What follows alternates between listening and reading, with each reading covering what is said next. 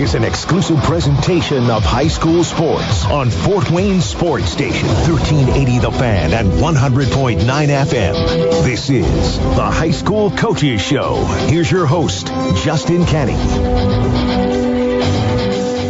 A lot to go over here in the next hour. So Brett Kunkel, Bluffton Tigers, is going to join us here in just a couple seconds. And we'll be joined also by Paul Sade of the Churubusco Eagles about 6:15. Brice Vance, we bumped to 6:30 because you got to bump anybody for Brett Kunkel when he says, I'm going to be on at 6 o'clock. You put Brett Kunkel number one. So Brice will join us about 6:30, and then we'll wrap it up around 6:45. Maybe talk some football. Maybe also talk SAC Holiday Tournament with the news coming out yesterday that the Holiday Tournament will not happen in 2020. So one of the premier events in the area on the basketball schedule will not happen. So maybe DC and I will talk a little bit about that. But let's jump into it. Let's talk some Bluffton Tigers football with the head football coach of the Bluffton Tigers is Mr. Brett Kunkel. Coach, how are you? I'm doing great. I'm glad you would bump anybody to get me on. I mean, that's very flattering of you to say there, Justin. Well, you know, I just thought we could bring you on, and for 15 minutes we'll just bash Grant Mosier. I'm sure you have a lot of material. I don't know if he has a radio on and burned. You might not hear this, so you never know with that guy. Right, you never know. But, Coach, hey, 7-1, you guys are through 8 games, tremendous season thus far. You guys kind of had to scramble last week to find an opponent. You were able to find Prairie Heights. You took care of them 64-13 last Friday. But we've had so many coaches throughout the area have to scramble and add teams that they can't scout, that they can't game plan for. So how did you handle the late addition of Prairie Heights to the schedule? Yeah, it was very unfortunate, and obviously I feel terrible for the kids at Adams Central. We were ready to play AC. We thought it was going to be a good game, a good test for us. It's no secret we've kind of struggled against upper level teams on our schedule the past couple of years with South Adams and AC in league. So we were really looking forward to measuring ourselves against Adams Central this year. So for that game to fall through was a huge bummer for us, for our kids, and I know for the Adams Central community and kids as well. So and at the same time, one of my best friends in the business is Casey Kolkman. So for Heritage to have to cancel too, the way that they had to, which is what opened Prairie Heights up. I just feel bad for my brothers in the ACAC. But we got the phone call at about 5:45. We start practice at 6:15 on Thursdays, and they said Prairie Heights, and Coach and I texted, and we exchanged a couple films, and it was pretty much, hey, let's roll the ball out and go. So not a whole lot of game planning went on, but thankfully we got Hayden Nern and a good offensive line in front of him. We were able to do some things last Friday. Yeah, and Hayden Nern broke a couple records for you, program records last week. About those, Hayden has been phenomenal for you over the last couple years, but for him to go in the record books for both career completions and career yardage is a big deal. Oh, yeah. I mean, Bluffton football has been around this is year 101 of Bluffton football, and for Hayden to own those records, at this point, in his career, but, it just speaks to how hard he's worked, how he's developed. I've been fortunate enough with this senior group. I've been coaching them since they were in 7th grade. So to kind of see him mature from a scrawny 7th grader, to a grown, senior here, it's been a really, really cool transition to watch. I'm really, really happy for him. His dad's on the staff, so for his dad to get to be a part of Hayden breaking those records last week was really cool for them as a family. So really, really proud of Hayden, but, I'm glad that we got a team around him that's really stepping up and helping as well. And not to be overshadowed last week, Bobby Malcolm breaks the single-game receiving record, 5 receptions, 279 yards, and 4 touchdowns. So a little on him, another senior that stepped up for you. Oh, yeah, and Bobby's kind of been that kid. He's a 3-year starter now on the outside for us, and he's always had the potential. He's always had the ability to kind of have games like that. You don't ever think a kid's going to get 300 yards and 4 touchdowns, but he's a matchup threat. He's a big kid. He's got some speed. He's physical. So to see kind of that all come to fruition for him as well is really, really cool to see. Another one of those senior kids, like I said, who I've had since they were in 7th grade. But really, really happy for Bobby. It's been kind of a long time coming for him, but to have a night like he had last night, I mean, that's what every receiver dreams about. So it was really, really cool for him to be able to experience that. Coach, when you look at the recent stretch of games that you guys have played, 5 straight wins, but the offense in particular has been able to shine, and that's something that last year, late in the year, kind of went away. 3 straight games being held to 7 points over the final 3 games. So it seems like that offense is peaking at the right time. Would you agree? Oh, yeah. I mean, I think that, I think we're in a much different place this year than we were last year. I think we're a little bit more diversified. A lot of that has to do with Hayden's maturity as a quarterback, just a second full year kind of in the system, and kind of, he makes a lot of the calls sometimes. He'll come to the sun and say, I like this. And a lot of our routes they allow him to kind of read at the line, pre-snap what he really likes. So that maturation has been great, but our offensive line has come together. We had, 3.5, I would say, new starters at the beginning of the year. So they've kind of stepped up and really protected Hayden well. And, we got Cody Middlestat, he's about 750 rushing yards. So it's not all Hayden's arm. We've got some guys who can run the ball, and Hayden's done a tremendous job scrambling this year as well. I think he's up around 300 or so yards rushing. So for his ability to move the ball with his feet, that's what makes the spread offense so dangerous, because now teams have to account for the quarterback, and it gives us mismatches other places. Yeah, and Hayden actually leads you in rushing touchdowns as well with 10 on the ground. So a true dual threat guy this year for you. Coach, you played Lakeland tomorrow to cap the regular season. What do you expect tomorrow night against first-year coach Ryan O'Shea and the Lakers? Yeah, Coach O'Shea, it's his dad's a Hall of Fame coach, so I know he knows football. He's been around the game probably his whole life.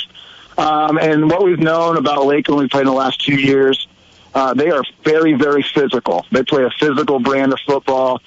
They grow them big up there in Ligonier, I think. So we expect it to be a physical game, and that's what we need heading into. We drew Eastside in round 1, and that's going to be obviously a very physical game with what Coach Mason's been doing up there. So we expect it to be physical. We expect for them to try to establish the run. I think they'd rather run than throw it. They're a spread team as well, but they're more spread to run if they can.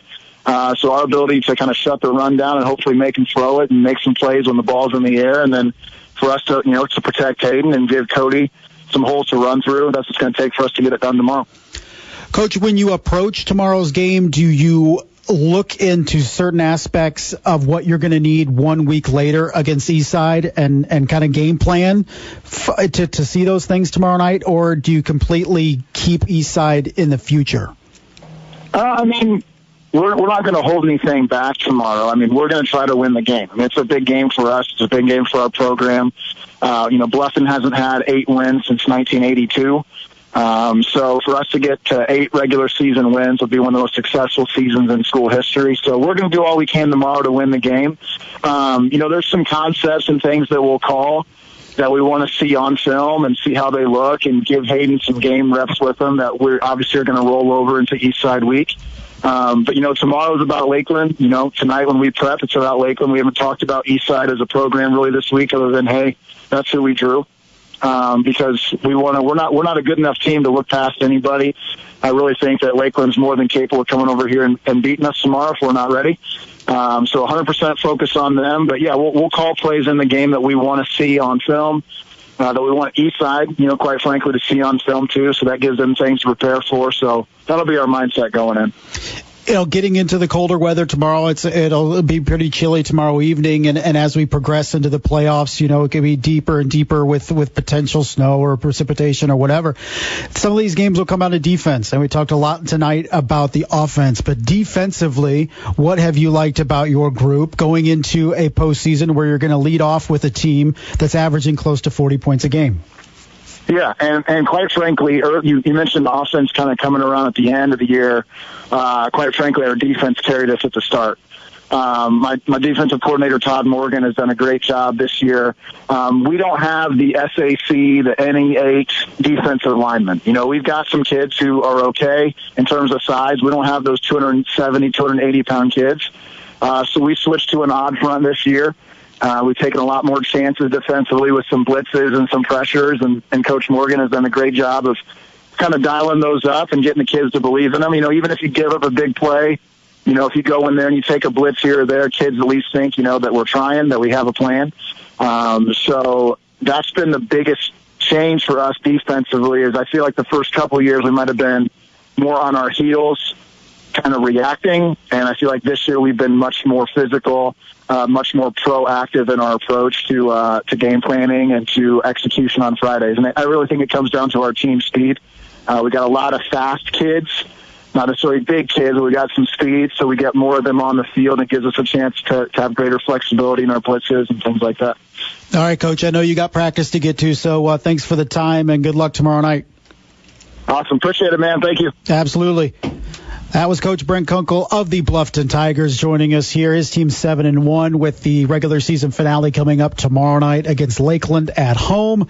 As Coach said, 8 wins, has evaded the program all the way back since 1982. So Bluffton looking to get magical number 8 in the win column tomorrow evening. And, of course, Bluffton drew Eastside in Sectional 35 to open the postseason a week from tomorrow night.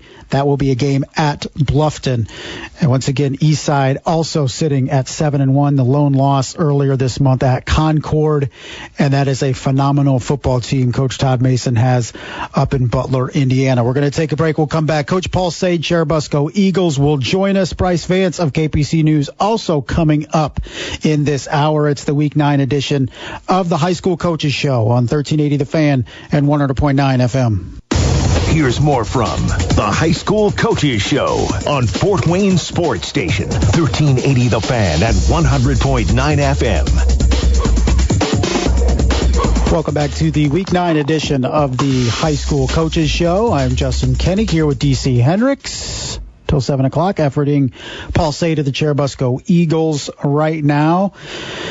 Eagles 4-2 heading into tomorrow's game against Fairfield. That's an undefeated Fairfield team coming to Turtletown tomorrow night. So the Falcons looking to complete an undefeated season. Churubusco looking to get their third straight victory for a team that is very young. Started off the season with a 38-0 loss at Columbia City. That kind of opened some eyes to just the struggles that potentially could be coming for Churubusco with the game that they had early on. And then they went to the East Side in Week 4 and also got shut out. But other than that, it's been 4 dominant performances by Churubusco against Lakeland, Garrett, Prairie Heights, and West Noble. But you look at the players that have contributed for Churubusco, and you start at quarterback with Riley Burhoff as a sophomore who has thrown for 600 yards and 7 touchdowns for the year, only thrown 1 interception. So he's a kid who has multiple years ahead of him as a first-year starter for Churubusco. Then you look at running back, and it's also a underclassman leading them, and a sophomore, too, in Wyatt Marks, close to 600 yards rushing and 9 touchdowns. So it's a young group for Churubusco. And even you look at passing and receiving, Nick Nondorf, the two-way stud, is their leading receiver, a junior. And it reads the same on the defensive side of the football. So a lot of youth for Churubusco. They got a big one coming up tomorrow against Fairfield. They'll open sectional 44 at Triton, a 3-4 Triton team. So that's an intriguing matchup as well. So while a lot of the luster in the NECC has gone to Fairfield and Eastside and Angola for good reason, Churubusco's been playing some good football as of late. We have Coach Paul Sade of the Churubusco Eagles on the line ready for us. Coach, how are you? I'm doing well. How are you guys? Pretty good. Fresh off the practice field, I presume? Yes, sir. How did it go today? Pretty good. We had a good week of practice. Good to hear. What's that? Little banged up, but we're healing up, and we had a real nice week. So we're excited about playing tomorrow. Coach, I'm sure it's been an interesting year for you on the field, not just with COVID and everything, but the youth that you have, and just probably the improvement that you've seen each and every week. But sometimes I'm sure 1 step forward, 2 steps back. So in terms of coaching these kids, how unique has it been with such a young roster? It has been unique. It's been enjoyable because you've got a small senior class that They were not all overly experienced, but you also are starting to see them. They've played for 4 years, and you see that leadership's emerging, and it has emerged, and it helps that our young kids, the inexperience is there with the young guys, but there's a lot of them, and they work really hard. So it's been a very interesting dynamic on the team, but it's been a lot of fun, to say the least. So we've enjoyed it. You mentioned that small senior class, and I'm sure they fill some pivotal roles for you, just not the roles that we see in the box scores. So take us through that senior class that's small in numbers, but probably, as you mentioned, pivotal in leadership, and also bridging that gap between last year's graduating class and your younger group that's performing well for you. Absolutely. Brayton Gordon is someone who really doesn't get a lot of stats. He plays tight end and outside linebacker for us. He's got a lot of experience. He's a very quiet kid, but works extremely hard in the weight room.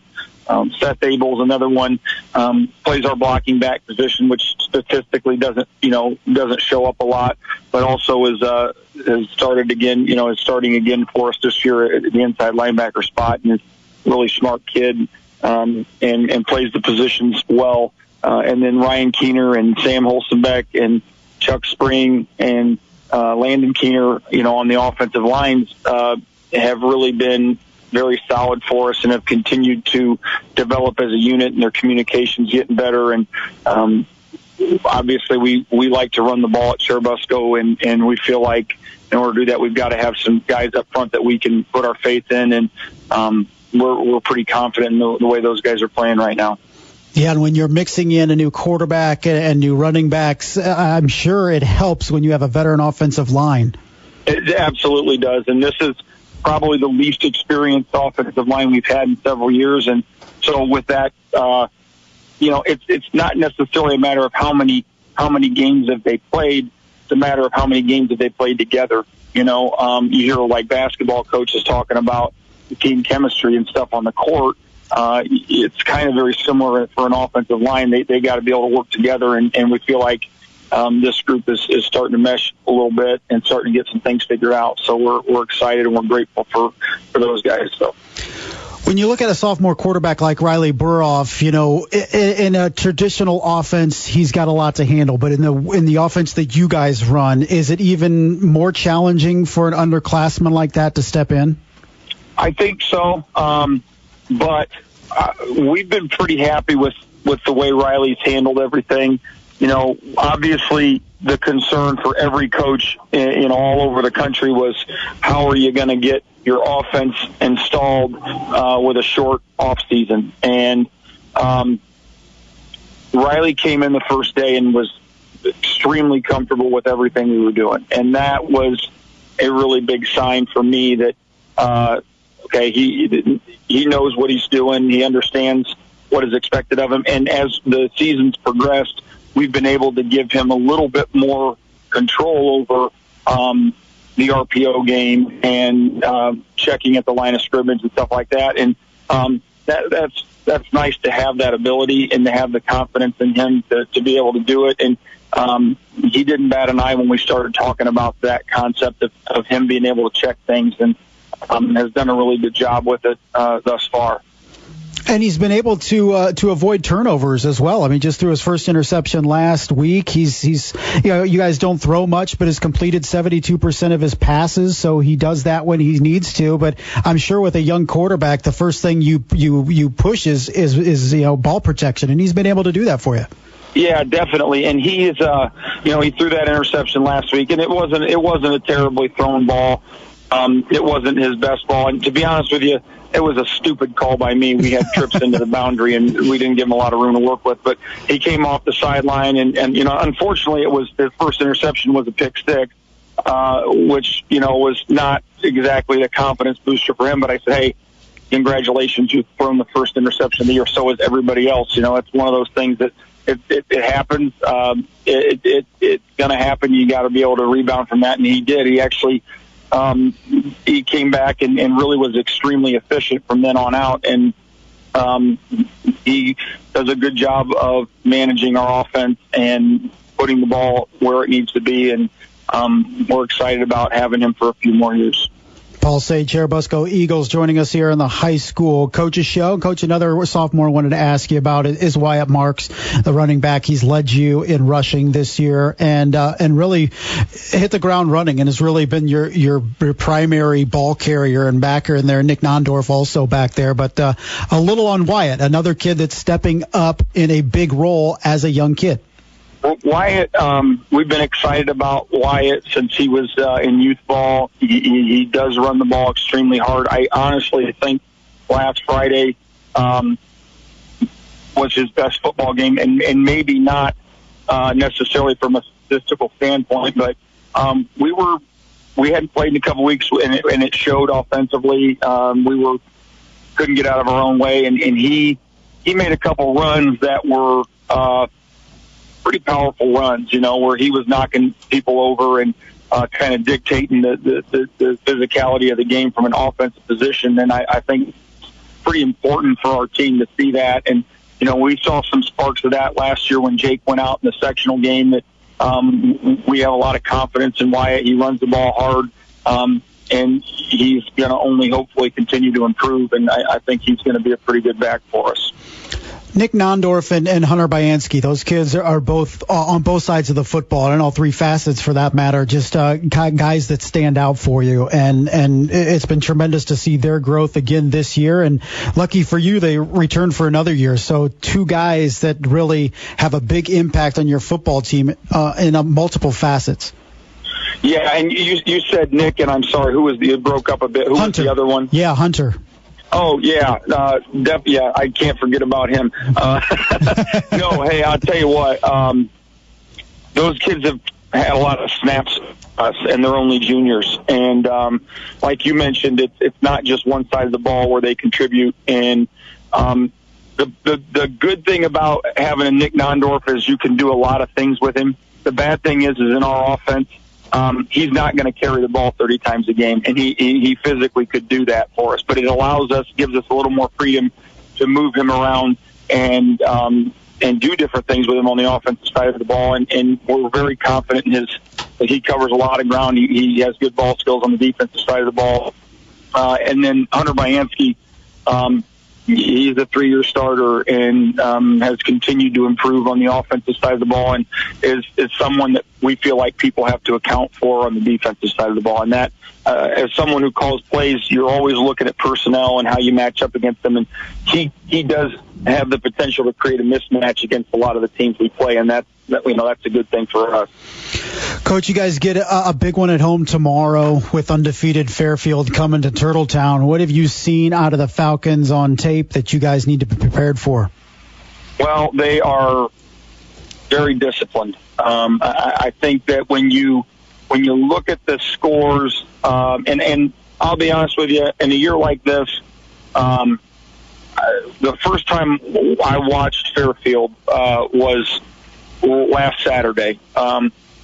I've been very cautious not to watch teams that we're not going to play for a couple weeks, especially because there's just no guarantees that you're going to play each week. So I was kind of had an expectation in my head of what they were all about, and knowing Coach Thacker, I figured that they were pretty disciplined, and then watching film they've got a lot of good kids. Some of their best players are still underclassmen, and they are very disciplined on both sides of the ball.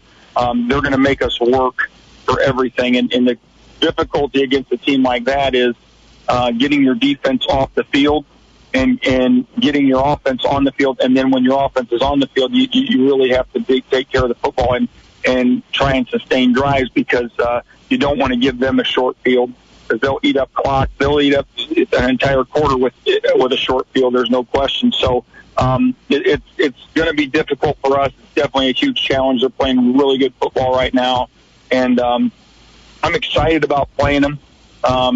Just because every week we get to play a game, we're grateful. But what Coach Thacker's done in 3 years has been pretty remarkable, and those guys are playing really good football right now. I don't know that anybody in our area is playing more consistently and more disciplined than they are.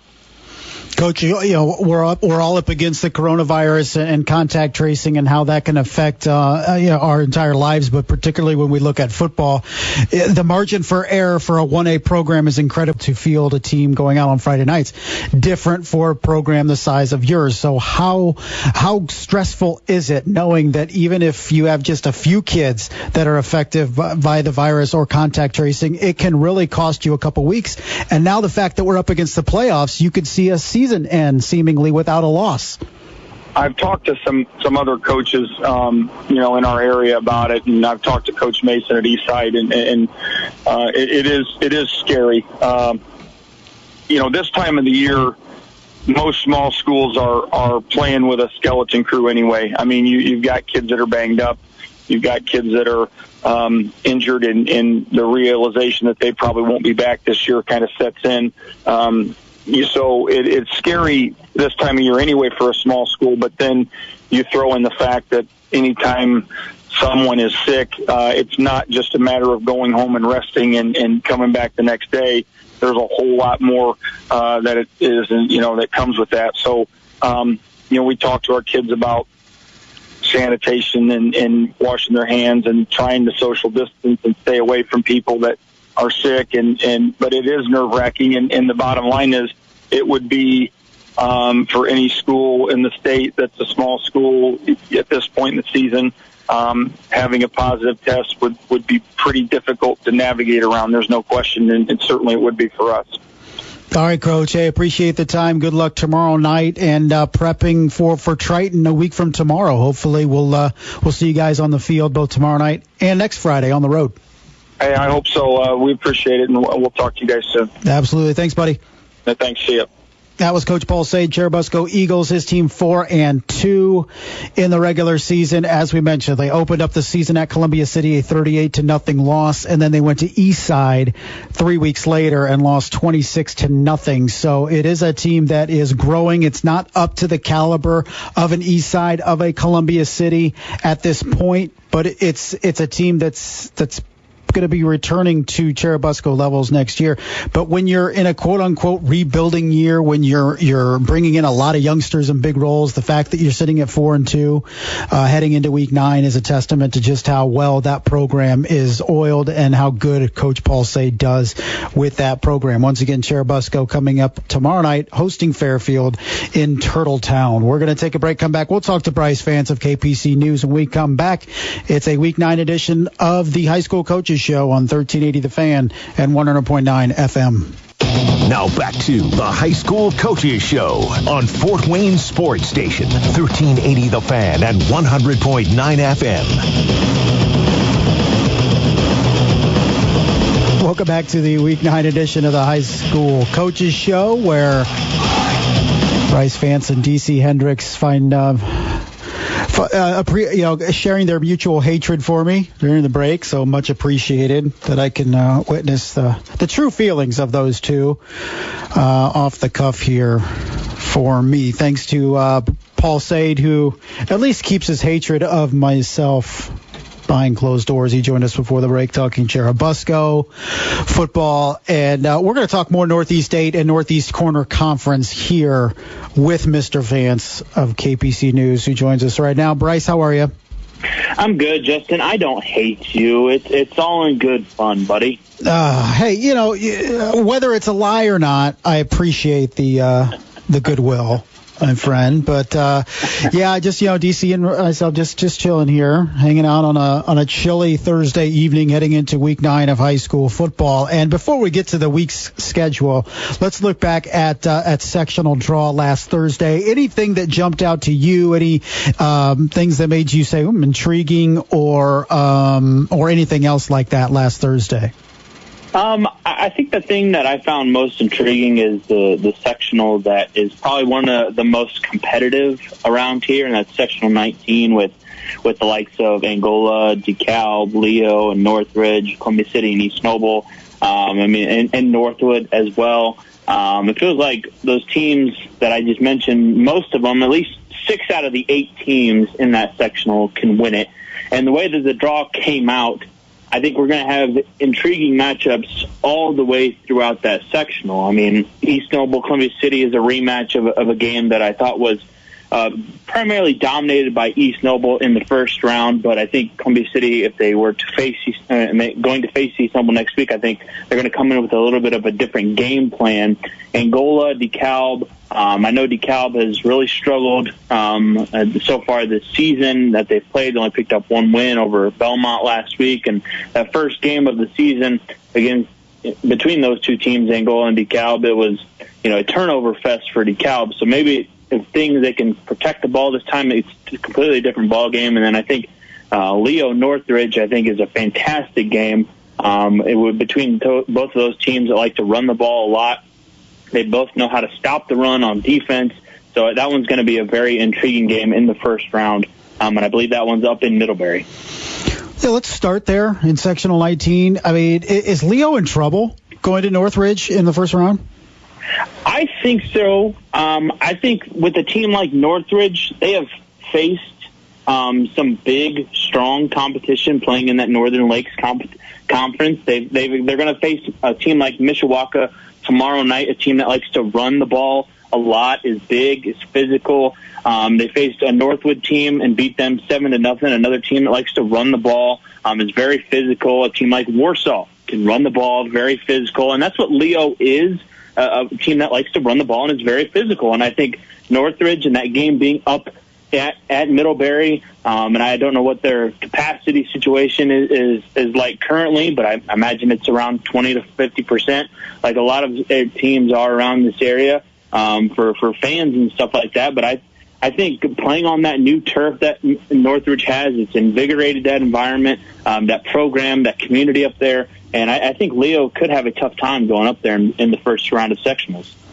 Let's stay in the Northeast 8 as we look at this sectional. We'll put Leo aside, but who is playing the best football right now in that conference? I'm going to go Norwell. I think for Norwell in Northeast 8, I just think the way that they are playing on both sides of the ball is just tremendous. And I think with their matchup against Columbia City tomorrow night, I think it's a battle of the two best quarterbacks in the conference. And when that is the case, they're two really good offenses. They're the top two offenses in the conference. I think the difference is going to be on defense. And Norwell statistically has the best defense in the conference. Their average yard per play that they're giving up is less than 3. The next closest is Leo, which has more than 4 yards per play. So that just tells you the difference of how far the gap is between a defense like Norwell and a defense that is really good in Leo's. And I think Norwell is playing really well right now. And something that stuck out to me after Norwell played East Noble in Kendallville is Luke Amstutz. I talked to him about Eli Riley and the potential of this Norwell team, and he said if they can stay healthy and the season doesn't get shut down or anything like that, they can make a deep run in 3A. And looking at their sectional, the only real, I think, stiff competition in their way for a sectional title is going to be Concordia. Yeah, and Concordia is playing some good football as well. Brice, you've seen back-to-back East Noble wins the last 2 weeks. Are the Knights back on track now? I believe so. I believe so. The way that they're playing, they are physically dominating the line of scrimmage on both sides of the ball. And they lost a lot in both of those areas from last season teams, and that's where they really won, all of their games up until the state finals. And I think when you have guys like Chris Hood anchoring one side of the line on the offensive side, and then you have somebody like Kanan Carrico on the defensive line that is just an absolute monster with his combination of physicality and speed, I think those are two leaders to build on each respective line, and they're really dominating the ball on the ground offensively. And then they're getting after quarterbacks like Greg Bolt, like Jakar Williams last week, and they're gonna. They should win easily tomorrow against Belmont, but then they have to face Greg Bolt again. And I think they're going to have a similar game plan going into that game against Columbia City, and that's just pressure the heck out of him and make him move off his spot, make him feel uncomfortable, and shorten his amount of time that he has to throw the ball. He is Brice Vance of KPC News joining us here talking area high school football. Let's transition to the Northeast Corner Conference, a game that maybe not a lot of people are talking about in Allen County. East Side and Angola, a battle of one-loss teams across the division, one in the small division, one in the big division. Both teams trying to get a win over a quality opponent to propel them into the postseason. What do you see being the difference in this one at Angola tomorrow? I think the difference is going to be is which quarterback can throw the ball efficiently and throw it well. Both these quarterbacks, Laban Davis for Eastside and Tucker Hasselman for Angola, they can run with the best of anybody in the area, and they can prove that they can have some speed and don't have to rely on a running back to gain a whole lot of yards. But both these quarterbacks have struggled at certain times through the air. Most recently for Laban Davis, last week against Central Noble, they really shut Laban Davis down through the air. He only had 56 passing yards, but he ran it for 120. And then in Angola's biggest game of the year against Fairfield, Tucker Hasselman turned over the ball a couple of times through the air and wasn't really that efficient. So I think if either of those quarterbacks can be efficient through the air while also gaining a lot of yards on the ground, I think that'll be the difference tomorrow night. Another intriguing game, Fairfield and Churubusco. We talked to Coach Paul Sade earlier about his young team, and they struggled against Columbia City, struggled against Eastside, but this is still a very good football team that's still growing within itself. So, can Fairfield complete the undefeated season at Turtletown tomorrow? What do you see the difference being there? I think Fairfield can. It's all about, for Churubusco, I think it's slowing down that triple option offense of Fairfield. And they made it a point, Churubusco did, to slow down West Noble's Gustavo Taylor last week, and they did. So if they can come in with that same focus of slowing down Corey Lance, Quinn Kitson for Fairfield, and slowing those guys down on the ground and making them throw, I think that Churubusco has a good chance because they are moving the ball well offensively with Wyatt Marks. Riley Burhoff has had a really efficient season. He's only thrown one interception, and it came last week.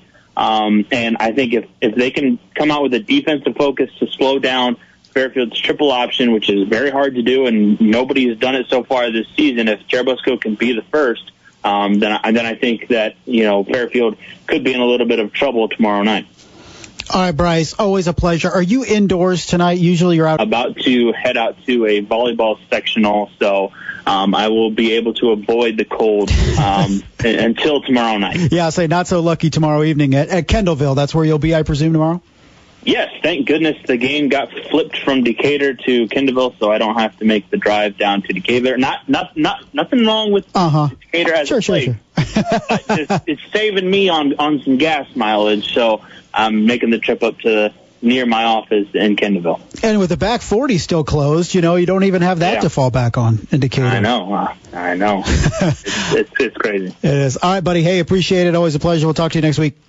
All right, thanks, Justin. That was Brice Vance of KPC News joining us here as he does each and every week. Had to push him back a little bit this week because Brett Kunkel had practice at 6:15, so he joined us at 6 before he hit the practice field. We're going to take a break, come back. TC Hendricks and myself will talk a little about this SAC holiday tournament and the fact that it is postponed for 2020. Is this the last time we'll see it in its current iteration? Could we see some changes of the holiday tournament? We'll talk about that when we come back. It's the Week 9 edition of the High School Coaches Show here on 1380 The Fan and 100.9 FM. Here's more from the High School Coaches Show on Fort Wayne Sports Station, 1380 The Fan at 100.9 FM. Welcome back to the Week 9 edition of the High School Coaches Show. I'm Justin Kenny. He is DC Hendricks, here for just a few more minutes, talking area high school football.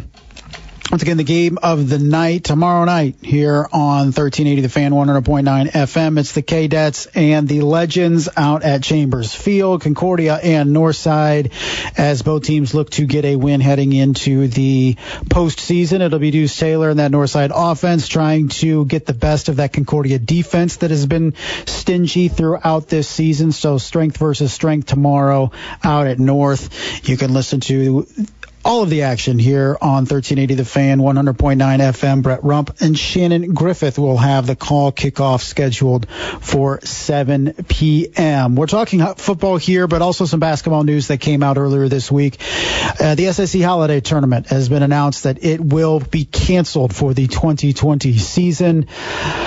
Fort Wayne Community Schools pointing to COVID as the culprit, although with no other basketball games seemingly being affected in the regular season, that makes absolutely no sense. So sponsorship is an issue for the event this year, and I think that was the impetus of this thing being postponed.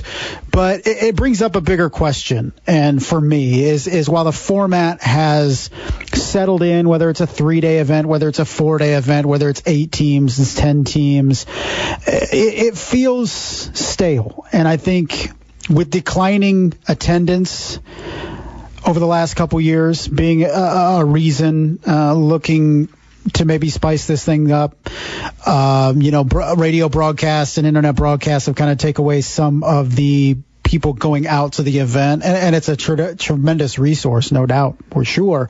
But is that part of the reason, or is it just a stale product? I don't know, but I feel like maybe this is the possibility of adding some intrigue to an event that, in my opinion, has grown stale. And some schools really participate just because they have to as a member of the SAC. What do you do with this thing? Do you expand it? Do you open it up to other teams? Do you put it in a different locale? Do you rotate the locations each year? Do you just tear it all down? As other teams and other events throughout the state around the holiday season, you look at the Hall of Fame tournament at Newcastle, where a lot of elite teams get together. You look at places like Southport that always has a great shootout. You look at Marion that has a shootout in one day. You have the Wedig down at Richmond that is a multi-day event.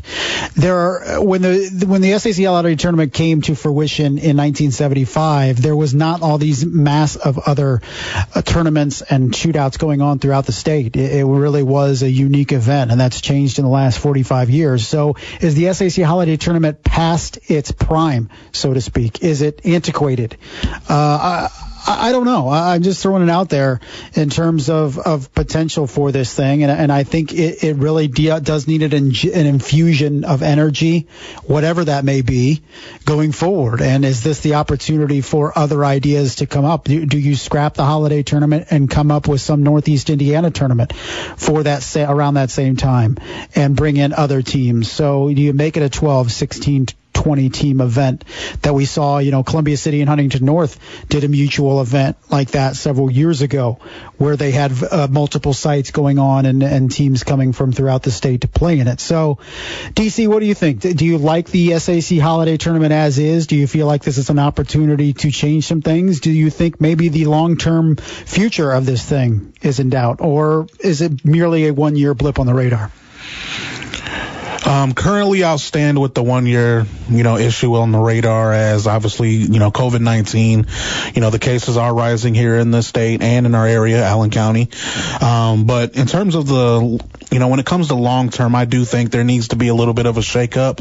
I have been arguing, a different school host it every year. I've been arguing that for a while. And that's obviously easier said than done, right? To have a different school hosted every year. But I think that's the easiest route. That way, every team team gets their chance. Yeah. Every school gets their chance to be the home team, so to speak. It's not at Wayne every single year. Yeah. And I also wouldn't be opposed to adding some new teams to it, expanding it from just the SAC holiday tournament and expanding it a little bit, getting some more teams in there, Black Hawk Christian, some other area teams, and get it mixed up a little bit. As, when you look at this tournament, it's usually the same teams. Yeah. I mean, let's be real here. Yeah. I mean, it's the same teams.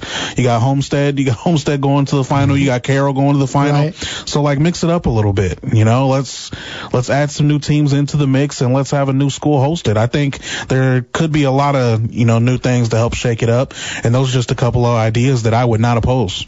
I like it. So, changing landscape in high school basketball around. We're seeing more of these one-day shootouts type thing. Do you have like a one-day shootout in Northeast Indiana? What I would love to see, we see it in other areas of the state, as close as Marion does this, is 6 or 7 games in a day. You start them at 8 o'clock, 10 o'clock in the morning. You work your way through 10, 12, 2, 4, 6, 8. Every 2 hours you have a game, and you have one area school play an out-of-area school and really showcase this area's basketball talent against some of the best that are in the state. I would love to see that. Like you said, same old teams in the SAC Holiday Tournament. Homestead girls every single year, right? Anytime they get beat, it's a big story. That's just how dominant they are. And on the boys' side, it's becoming more and more of a Homestead Carroll show. Occasionally you have a Snyder in there. Occasionally you have a Northside in there, a Northrop. But by and large, it's the same teams each and every year. And so, yeah, it's a great event, but in my opinion, it's reached its end in its current configuration. Well, I know it's a little bit early in the season to do it during the holiday, but what about I think you kind of mentioned it's kind of like a shootout, all-star event. Sure. All-star game, dunk contest, 3-point shootout. Yeah, that's something you could add in between games, at least between the semifinals and finals type thing. Yeah, add some variety, add some flavor to the event for sure. So a lot of ideas out there. Who knows? As DC mentioned, maybe it's just a one-year thing, but I think also it comes to it brings up a greater issue with the event altogether. I know a lot of people like it, but when you're out there seeing every single game with stands half full or less, they're even for semifinal and championship games, that leaves a lot to be desired. But anyway, we got plenty more time to talk about basketball as we get into that season, but we got plenty of football to talk about. Week 9 tomorrow night, postseason coming up. Hopefully we can get through it without any major COVID issues, but time will tell. Thank you to Brett Kunkel of the Bluffton Tigers for joining us. Paul Sade, Churubusco Eagles. Brice Vance of KPC News as well. That's going to do it for us. We'll be back next Thursday, 6 o'clock, to talk some postseason football. He is DC Hendricks. I am Justin Kenny. This has been the High School Coaches Show on 1380 The Fan, 100.9 FM.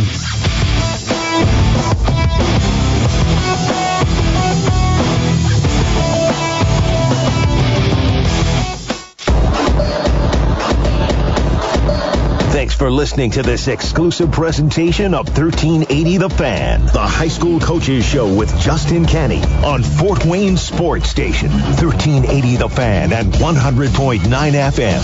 Download the podcast at 1380thefan.com or wherever you get podcasts. Podcasts by Federated Media. Podcasts by Federated Media.